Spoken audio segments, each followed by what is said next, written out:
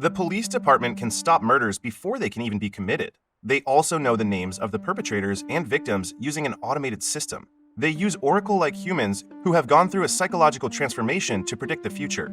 The movie opens in the year of 2054.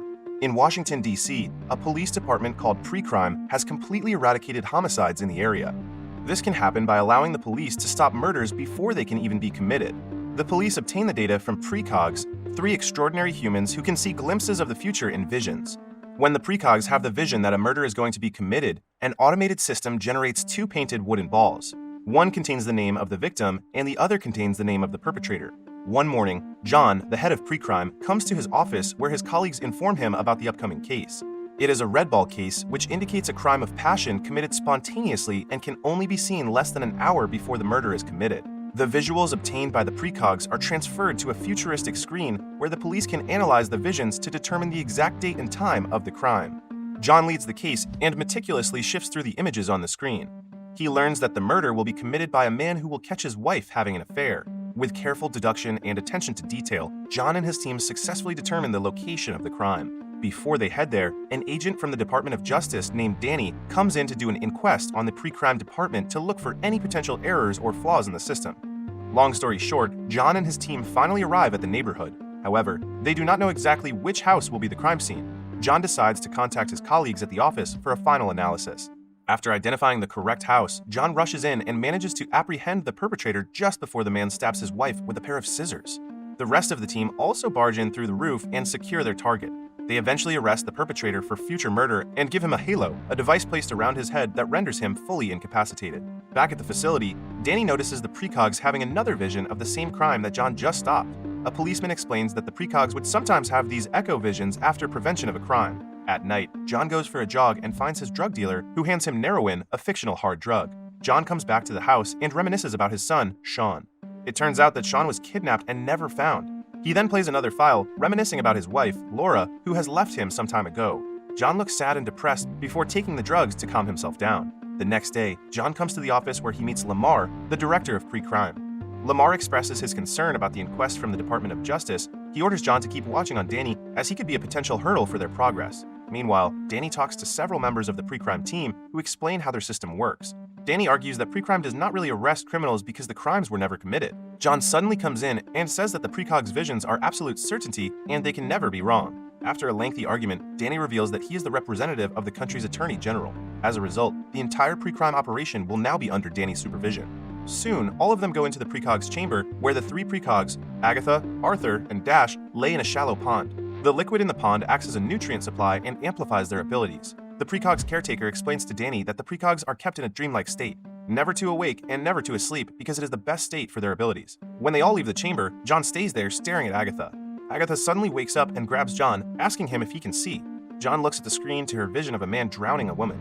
Seeing this, the Precog's caretaker rushes into the pond and helps Agatha. Confused about what Agatha meant, John heads to the guard's room to examine all the previous files. He asks the guard to show him Agatha's previous vision of drowning victims. John eventually finds an old pre-crime vision for a female victim named Anne. Curious about it, John enters the containment room where the prisoners are kept in a sleep state. With the help of the guard, John finds the perpetrator who was in Agatha's vision. The perpetrator's identity is still unknown because he swapped his eyes to trick the identity scanner. John asks the guard to show him only Agatha's vision. However, her vision is the only one that was not stored in their database. Moreover, they also discover that Anne's current location is unknown. John quickly informs Lamar of these oddities. Hearing this, Lamar changes the subject of their conversation, alluding to John's drug addiction. Lamar worries that John's drug addiction could affect his amazing work at Pre-Crime, but John assures him that will not happen. On the other hand, Danny somehow breaks into John's house and finds evidence of his drug abuse. He also knows what has happened to John's family. When John returns to his office, the precogs generate a new ball containing the name of the victim, Leo. This time, it is a brown ball case, which indicates a premeditated murder and can be predicted up to 4 days before it is committed. While analyzing through the images, John is shocked to see that the future perpetrator is himself. Before his colleague takes the other ball, John quickly takes it and asks his colleague to get out of the room. Distraught, John tries to review the images one more time, but still finds no error. However, the precog's caretaker also sees the images from the precog's chamber. Fortunately, he gives John 2 minutes before he sounds the alarm because John has always been nice to him. On his way out, John meets Danny in the elevator. Danny immediately confronts him about the drugs, but John quickly holds him at gunpoint before escaping the facility. On the highway, John calls Lamar, informing him that Danny might have set him up. John thinks that the crime does not make sense because he never met Leo and the crime would happen in 36 hours. John's car suddenly gets overwritten by pre-crime, so he is forced to jump off to save himself. At the same time, the pre-crime team prepares to hunt John. Danny tells Lamar that he wants to take over the manhunt as he is performing investigation on pre-crime. At that time, the police identify people using the retina scanners installed in almost every door and entrance of public facilities. Because of that, the pre-crime team manages to find John in a subway. John quickly flees into an alley, but the pre-crime team easily surrounds him. Although they are using jetpacks, John attempts to escape. However, he eventually runs into Danny. They run to a car manufacturing plant. While John and Danny are fighting, John falls onto the assembly line and ends up getting trapped inside a car. John quickly leaves them and visits pre-crime founder, Dr. Iris, at her home. He learns that Precog's creation was a complete accident. At first, Iris tried to heal them, but instead turned them into precogs. Iris says that early neuron addicts had been predisposed to having mentally disabled children. Many of them had precognitive abilities and were tested, but all died except for Agatha, Arthur, and Dash, who were submitted to pre-crime. Iris states that precogs are never wrong, but one precog occasionally sees a different future vision from the others, known as a minority report. These discrepancies are reviewed and immediately purged from the official record, as pre-crime cannot have a system that would instill doubts. This indicates that all suspects might have alternate futures and might not have committed the crime. John is dumbfounded by this revelation, as it could threaten the pre-crime system. However, the precogs still retain their individual memories. Knowing this, John decides to find his minority report where he might not kill Leo.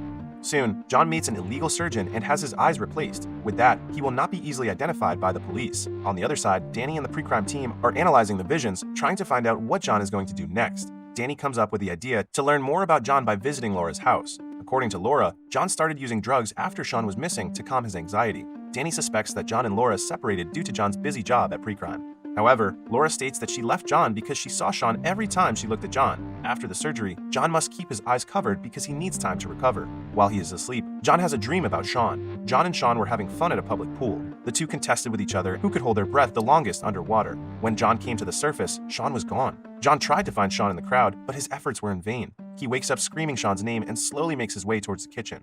In the meantime, the pre-crime team arrives and searches for John in the building. They deploy spider robots to scan the eyes of everyone in the building. John hears the announcement and tries to submerge himself in a bathtub to hide from the robots. However, the robots eventually find him and electrocute him, forcing John to open his eyes. One of the robots quickly scans his eyes. Luckily, it reads him as a different person. After further analyzing Precog's visions, Danny sees a woman in the room with John and Leo when the crime is about to be committed. Meanwhile, John returns to pre-crime and makes his way to the Precog's chamber. Danny finally recognizes the woman in the vision as Agatha and realizes that John will come here to get her. When Danny and the pre-crime team arrive at the Precog's chamber, John manages to kidnap Agatha before escaping down the drain. The Precog's caretaker describes Agatha as the most talented precogs. He also warns Danny that their system cannot work properly without Agatha. Later, John takes Agatha to a hacker who successfully retrieves Agatha's vision of Leo's murder. However, John sees the visions playing out the same way as before, ending with John shooting Leo to death. John angrily asks Agatha whether he has a minority report, but she answers no. Agatha then shows him the vision of Anne and her killer. Before Agatha can reveal the killer, the pre-crime team arrives there. Because of this situation, John and Agatha are forced to escape and make their way through a crowded mall. The two go to the hotel where John would kill Leo. They enter Leo's room, but they cannot find Leo there. John examines the room and finds numerous photos of children. He also finds a string of photographs showing Sean and Leo. At that moment, John is convinced that he has not minority report, so he intends to kill Leo. When Leo comes in, John immediately confronts him and attacks him brutally. At one point, John points his gun at Leo, but ends up choosing not to shoot Leo at the last second. Leo then admits to John that he was hired by someone to plant the photos. He wants John to kill him so that his family can benefit from his death. John is confused to hear this confession and keeps asking Leo about the person who hired him. When the two get into a scuffle, John accidentally pulls the trigger and shoots Leo in a similar manner to the Precog's file. John and Agatha escape from the hotel just before the pre-crime team arrives there. After finding a lot of evidence there, Danny suspects that something is wrong at the crime scene. He then calls Lamar, telling him that chasing after John was the wrong decision. Danny shows Lamar 2 copies of Anne's murder visions, one from the containment room and the other from Agatha, which was retrieved by the hacker. He compares the 2 visions and finds a small difference between them. Danny suspects that the 2 visions are 2 separate crimes made to look similar. He thinks that the first one was thwarted by pre-crime, but the second one succeeded shortly after. For this to happen, the mastermind would have to hire someone else to kill Anne. Once pre-crime arrests the suspect, the mastermind could then come in, dressed in the same way, and commit the exact same crime. The precogs might detect it, but the technicians would probably misidentify it as an echo vision. After hearing all his explanation, Lamar shoots Danny to death undetected because the precog system is offline. Meanwhile, John and Agatha arrive at Laura's house to hide. Unbeknownst to them, Laura informs Lamar that John has arrived at her house. John and Laura are having a conversation while Agatha is roaming around the house. John finally realizes that he had been set up because he knows about Anne's murder. He then runs into Agatha, who reveals Anne is her mother. Before she can reveal Anne's killer, the pre-crime team has arrived to capture John. He is imprisoned for the alleged murder of Leo and Danny. They also take Agatha and reconnects her to the system. When Laura talks with Lamar, Lamar accidentally reveals himself to be Anne's killer by disclosing details about the crime. As Lamar attends his celebrity banquet, Laura goes to the containment room to free John. After giving his speech, Lamar is shocked after receiving a phone call from John. John reveals the truth and streams the recording of Anne's murder at the banquet. Apparently, Anne sold Agatha to pre-crime while she was addicted to heroin. After getting rid of her addiction, Anne tried to reclaim Agatha. However, Lamar refused to return her because pre-crime would not function properly without Agatha. Instead, he hired a neuron addict to kill Anne Lively, and the attempt was stopped by pre-crime. Once they departed, Lamar killed Anne in a manner identical to the first attempt. The actual murder footage was deleted by technicians as a misidentified echo vision. Now, everyone knows that Lamar was the one who killed Anne. At the same time, the precogs generate a red ball case showing that Lamar will kill John. When John and Lamar finally meet, John states the dilemma that Lamar faces now. If he kills John, Lamar validates pre-crime at the cost of his own freedom. But if he spares John, Lamar will see his program shut down. Having no other choice, Lamar chooses to kill himself right before the pre-crime team arrives. Sometime later, the pre-crime department is abandoned. All prisoners are unconditionally pardoned and released, though many remain under police surveillance. John eventually reconciles with Laura, who is now pregnant with another child. The three precogs are moved to an undisclosed location where they could live in peace.